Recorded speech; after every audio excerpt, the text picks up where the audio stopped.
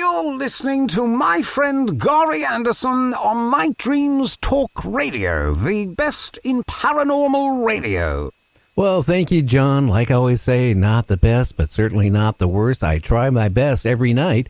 Tonight, we got a great guest on. We got Jason Offutt. He's the author of Chasing American Monsters. Hey, pick that book up. I think it's available on Amazon. I'm not sure. We'll have to ask him. Hey, Jason, where is your book available at? Amazon. I did it right. It's also on, yeah, you got it right. It's also on barnesandnoble.com, and I have links to all my books on my website, which is jasonoffutt.com. Okay. Now, this covers what, about 251 creatures of monsters all across America? At least, yes. How hard was it to do all that research for that book, Jason? Well, like I mentioned at the beginning, it took me about 2 years of research mostly, and then writing. It was one of the main issues is finding all the monsters, and it would have been easy if I would have just gone Bigfoot everywhere, or just gone lake monster everywhere. And there are a lot of Bigfoot encounters and lake monster encounters, but I tried to get as much variety as I could. So that took a bit longer. Oh yeah. Up here in the Seattle area around the 1900s, there was a report of they call it the hairy man. Kind of like a Bigfoot. It would come down to the old steam powered coal plant, and it was sighted, coming down to Lake Union and then grabbing stuff and then disappearing. I don't know if you're familiar about that one. No, I'm not. Yeah, that just tells you there's strange things out everywhere. Now, in your book, it says from Alabama to Wyoming and all the states in between. What in Alabama? What type of creatures there? Out of curiosity. Well, Alabama, one of my favorites because of the name is the white thang, Thang, thang. I absolutely love everything about, not everything, but because it gets kind of hot and sticky down there, but the terms in the South, and I also like grits, by the way, but the white thing is it's white. It's been described as everything from a dog to a Bigfoot to some people think it's a ghost, but two things are certain, that the people who see it has long white hair, and it screams like a banshee. Most of the reports came in saying that it looked like a lion and a dog, a cross between those two. It's usually long with short limbs and has a really long tail with a big bushy spot on the end of it. The weird thing is after I researched this, I talked with a couple of random people in the town where I live, and they're like, "Yeah, you write about paranormal stuff, you write about monsters?" I'm like, "Yeah." They both told me at different times within 6 months of each other that exact description of the white thing walking around this town in northwestern Missouri where I live. But that's one of the monsters in Alabama. You mentioned Missouri. One of my friends, Liz Reeder, who was a former deputy sheriff, paramedic before that, who writes books on, a series on monsters. She claimed, that she saw a creature just like what you talked about in Missouri. And it just sat there off the side of the road and stared at them while they were in their car. Right. Yeah, well, that's number 3 in Missouri of what sounds like the Alabama's white thing. This is not, doesn't sound like, anything dangerous. There haven't been any, there were never any reports of it attacking people or pets or livestock. It's just this white monster that can't be described. And sometimes when it screams, it sounds like a woman in pain. Well, I don't know. I wouldn't want to run across it. Just hearing it would be enough to, scare what out of me. Right, but I mean, this is one of those things that a lot of, monsters are probably misidentified by certain things. The description, I'm fascinated by the description, but the scream like a woman. A bobcat makes that noise. It does. As well. We had a bobcat on our property when I was a kid, and I just got my dad, and I'm like, we got to go out there and help that poor woman. It sounds like she's in pain, but it was a bobcat. Interesting. At least I hope it was a bobcat. That's what my dad told me. I hope it really wasn't a woman. Well, or maybe a bobcat got a woman, and that's what you heard. Maybe that's what I heard. Yeah. Well, your dad probably did the right thing. He didn't want to go out and investigate.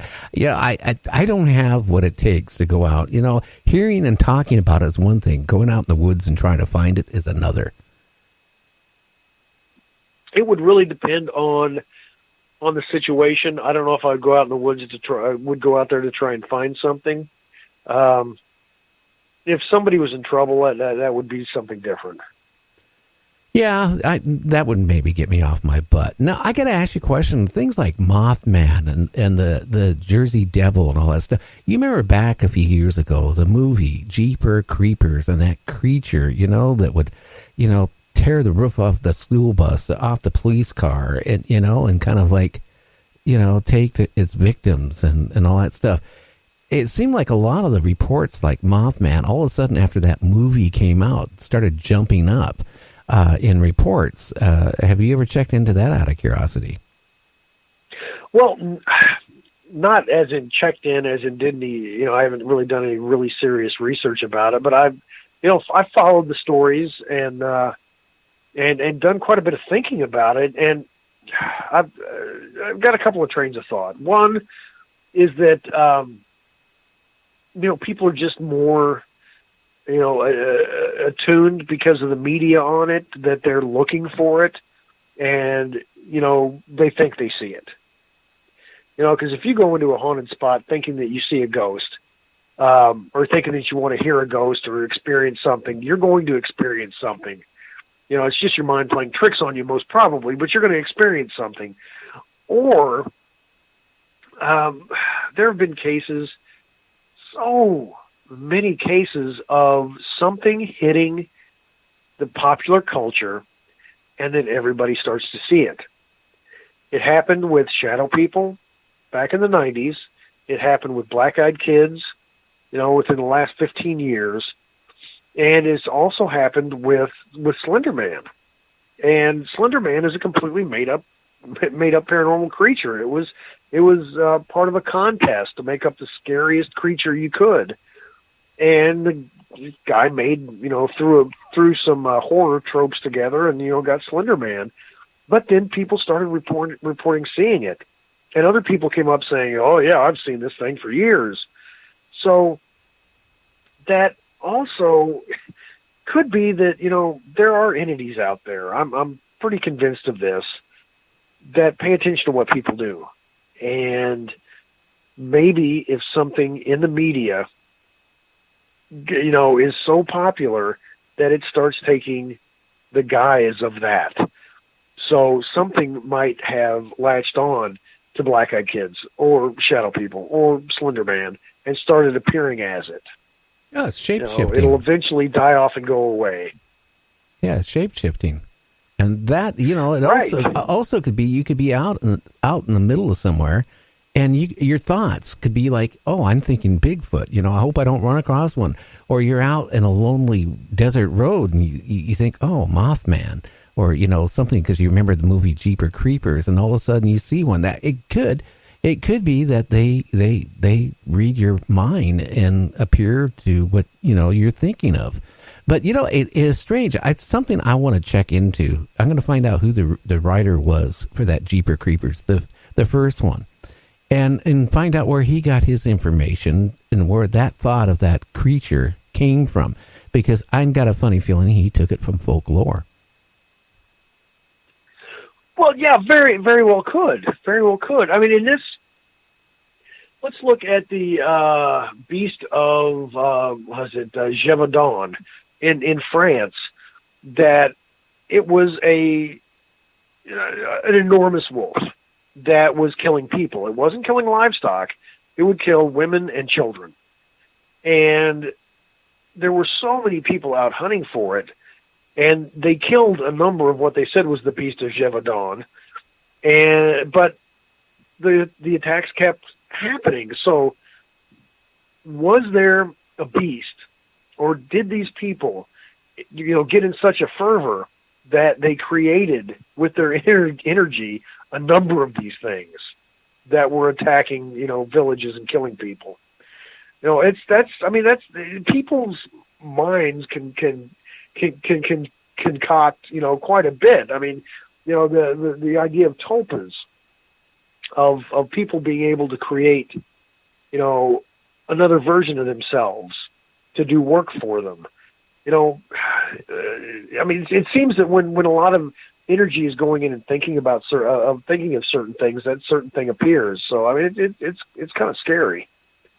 Oh yeah, and it does happen, and it seems like once it gets on the news, then other people start saying, "I saw it," and maybe they have, maybe they haven't, maybe people think saw something else, and their mind goes, "That's what it was." I don't know.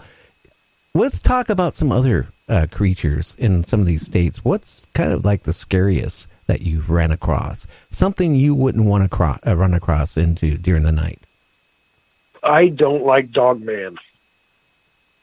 That one really scares me. And tell people what Dogman is. Okay, well, let's go back to Bigfoot. Bigfoot's pretty terrifying, but you know what? Hey, if Bigfoot is a North American ape, we're both on the same family tree. Maybe I can get along with him. I'm not sure, but Dogman is a creature that even goes back into Native American legends, but it's mostly gotten to the news in the last 15 years. It's a dog/wolf-like creature that's bipedal, often has human hands. And it started getting its popularity in Michigan with the Michigan Dogman. About 15 years ago, Linda Godfrey, who worked at a newspaper in Wisconsin, southern Wisconsin, started getting reports of a werewolf-like creature that she dubbed the Beast of Bray Road. And this thing has been seen lots of places. I've interviewed people from Chicago who've been driving out of town on a lonely road who've seen one. This person told me that they were within a car of 5 different people, and this thing ran across the road on 4 legs, but it looked like a wolf, but it was 7 feet long at least, and it had human hands and feet. There was a stereotypical werewolf that was seen